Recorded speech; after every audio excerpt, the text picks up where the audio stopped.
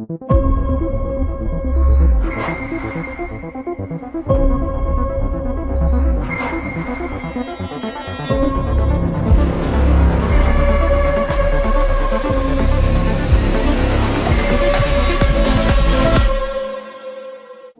Case में आज एक बेहद महत्वपूर्ण और चौंकाने वाला खुलासा हुआ है, जिसने पूरे देश को हिलाकर रख दिया है। प्रिंसिपल संदीप घोष की पत्नी ने एक ऐसा बयान दिया है जिससे इस जघन्य अपराध का रहस्य सुलझ गया है।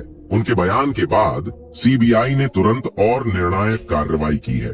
सीबीआई ने ऐलान किया है कि अब वे सबूत इकट्ठा करने की बजाय सीधे संदिग्धों की गिरफ्तारी करेंगे। संदीप घोष की पत्नी ने खुलासा किया कि डॉक्टर बिटिया के साथ किए गए अत्याचारों की भयावहता का खुलासा हुआ है। उनके बयान में उल्लेखित विवरण ने सभी को झकझोर कर रख दिया है। डॉक्टर बिटिया के पैरों को चीरा गया, हाथों को तोड़ा गया और गले को दबाया गया।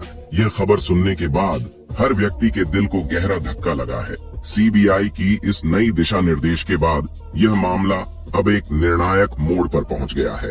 आज आपको एक ऐसा खुलासा जानने को मिलेगा जो पहले कभी नहीं सुना होगा। हाल ही में हुए खुलासे ने यह स्पष्ट कर दिया है कि बिटिया रानी के साथ हुई जघन्य घटनाएं सेमिनार हॉल में नहीं हुई थीं। जी हां, यह खुलासा यह बताता है कि सेमिनार हॉल केवल एक बहाना था जो इस पूरे कांड को छुपाने के लिए इस्तेमाल किया गया।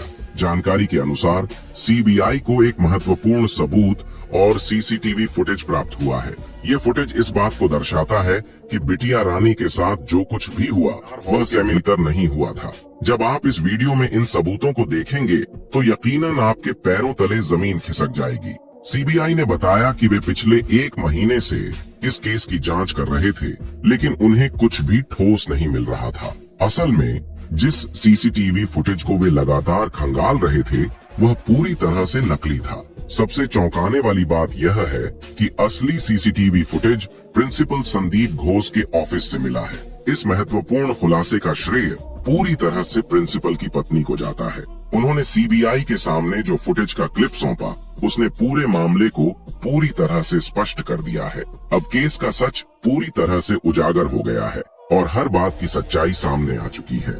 आज सीबीआई ने एक ऐसे खुलासे के साथ सामने आई है जो इस केस की पूरी तस्वीर को बदल देगा। नए सबूतों के अनुसार सीबीआई ने खुलासा किया है कि बिटिया रानी के साथ किए गए जघन्य अपराधों के बाद उसे सेमिनार हॉल के अंदर पहुंचाया गया और वहां एक पूरी घटना का दृश्य तैयार किया गया।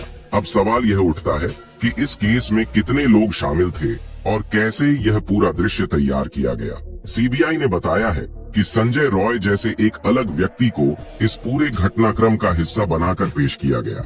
आज की रिपोर्ट में सीबीआई ने उन 20 लोगों की पहचान कर ली है जो इस मामले में संलिप्त थे और जिन्हें जल्द ही गिरफ्तार किया जाएगा।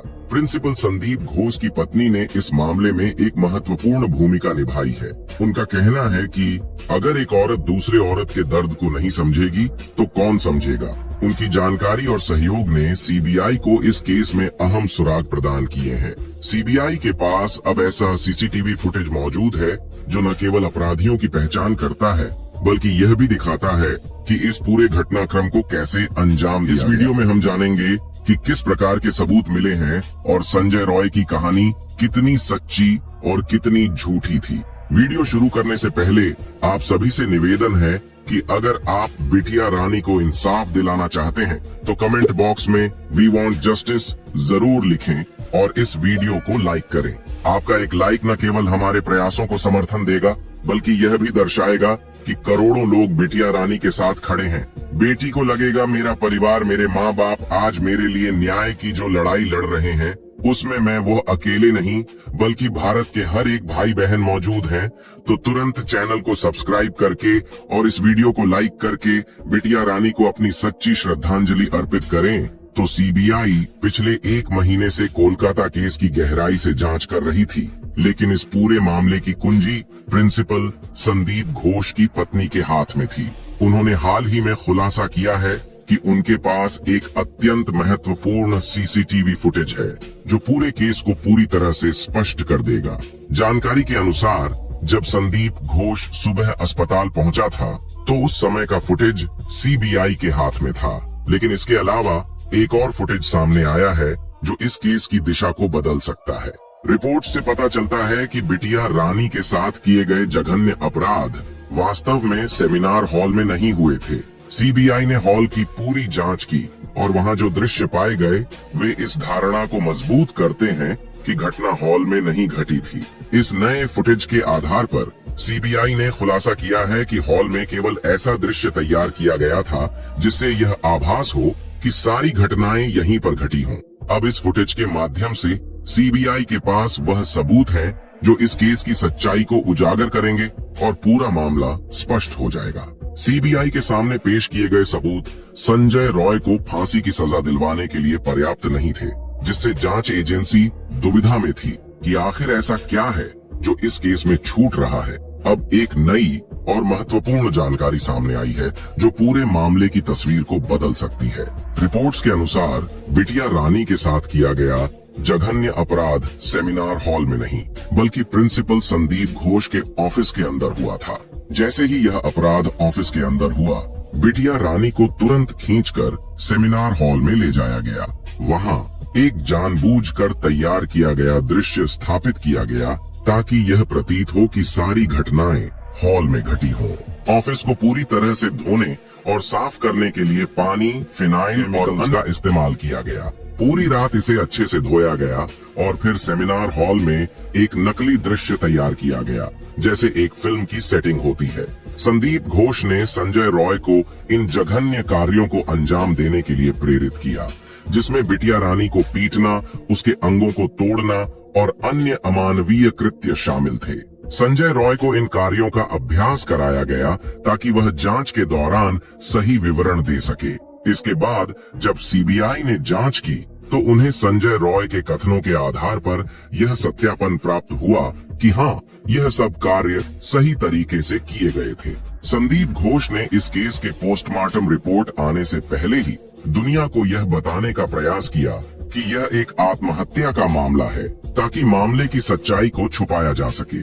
इस तरह से पूरे मामले को गढ़ने और सच्चाई को छुपाने की एक पूरी योजना बनाई गई थी। हालिया खुलासों ने इस मामले की गंभीरता को और बढ़ा दिया है। प्रारंभिक रिपोर्टों के अनुसार बिटिया रानी की मौत को आत्महत्या के रूप में प्रस्तुत किया गया था, लेकिन बिना पोस्टमार्टम रिपोर्ट के यह दावा कैसे किया जा सकता है?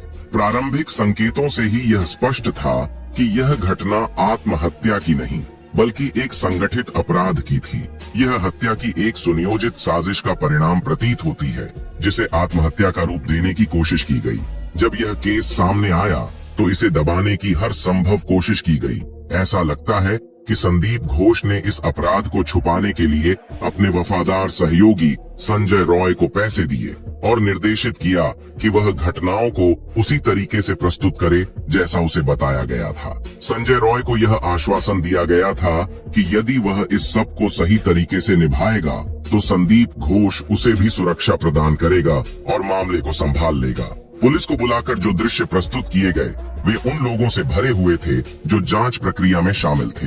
हालांकि डिप्टी एएसपी और ईएसपी ने यह दावा किया कि वहां मौजूद लोग पूरी तरह से उचित थे और जांच में उनकी उपस्थिति वैध थी। दूसरी ओर एक और मार्मिक और चौंकाने वाली खबर आई है।